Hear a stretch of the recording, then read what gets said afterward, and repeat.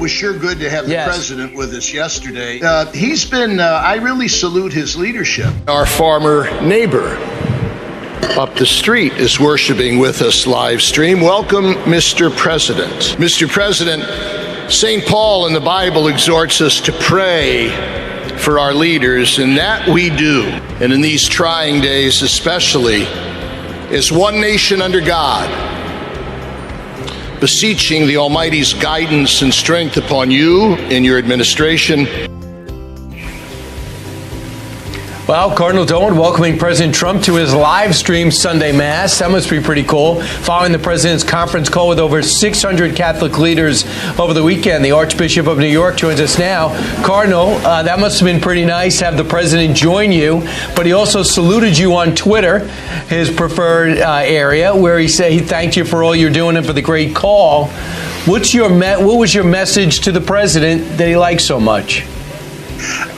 First of all, hey, Steve and Ainsley and Brian, thanks for the invitation. Morning. I'm honored to be considered one of the friends of Fox and Friends among you.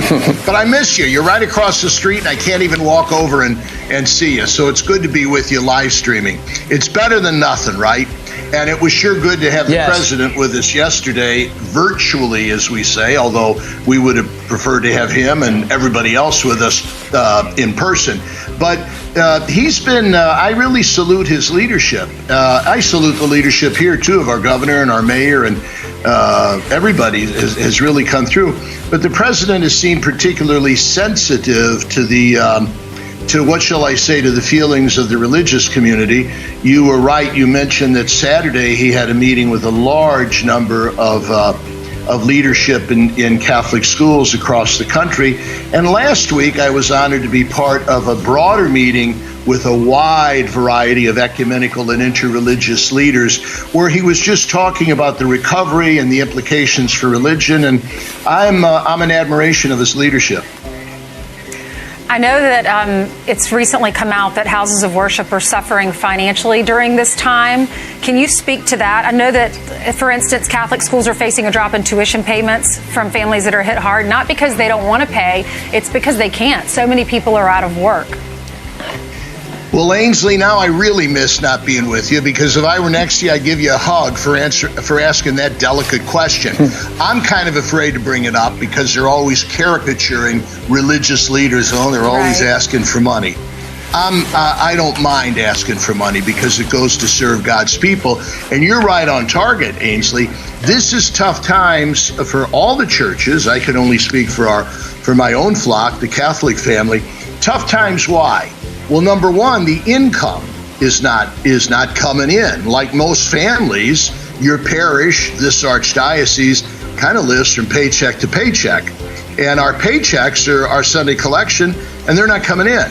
Now, thanks be to God, a good and growing number of our people are realizing the responsibility and sending it in by mail or electronically, however that's done. But it still remains that our ordinary sources of income aren't coming in. You mentioned, Ainsley, the tuition for our beloved schools, and our benefactors who come through, they're being hit hard too. So there's one reason why this is a tough fiscal time for the religious congregations of America. And number two, the demands are bigger. Who do people go to at times of trial? Most often they're knocking at the rectory door, or they're calling their pastors and saying, we're having trouble making the rent. We need some help with groceries. Right. And the church has always come through. That's our sacred obligation, is given us by the Lord in the Bible.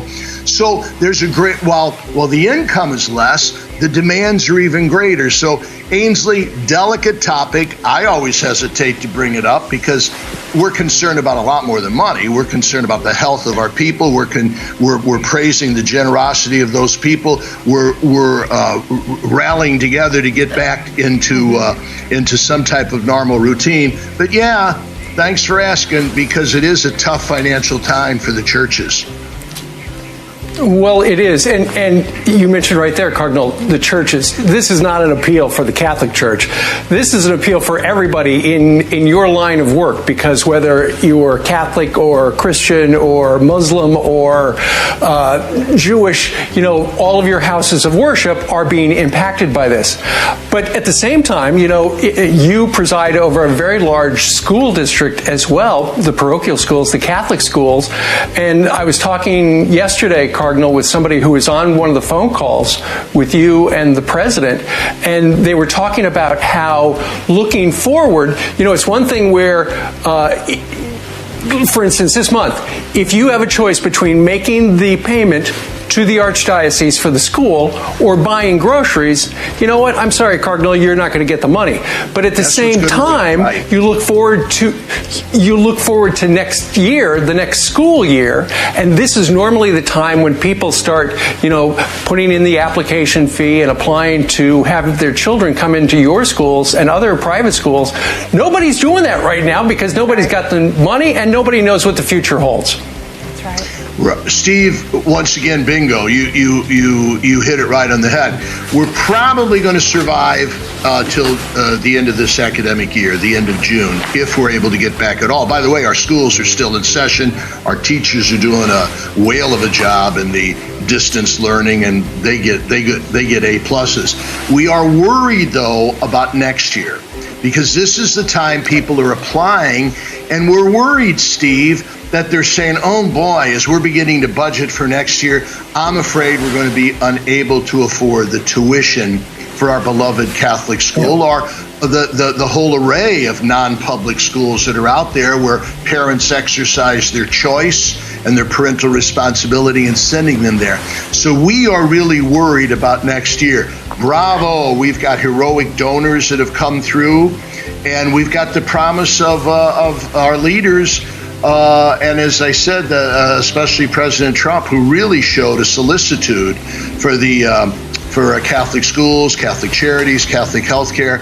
Bravo. So I hope we can recuperate, but I'm being realistic, and I don't mind telling you, in addition to the many other things I'm praying for, the sick, those who are worried about those who got the virus, and those heroic people tending to them, I'm also beseeching the Lord for a return to financial stability for His church. Yeah. Also, a lot of times people are unemployed for the first time in their lives after 30, 40 years. You got 22 million people unemployed. So they'll go to the Pantry in the Catholic Church or whatever other churches have. And you don't want to turn anybody away, especially when the Feed America lines are wrapped around the block in certain states. They'll get online and we won't have anything.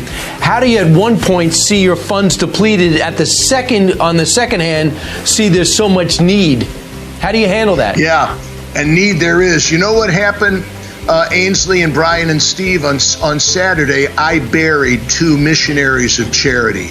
This is the wonderful religious order founded by Mother Teresa of Calcutta, and they've got 3 homes in the Archdiocese, 2 of them in the Bronx.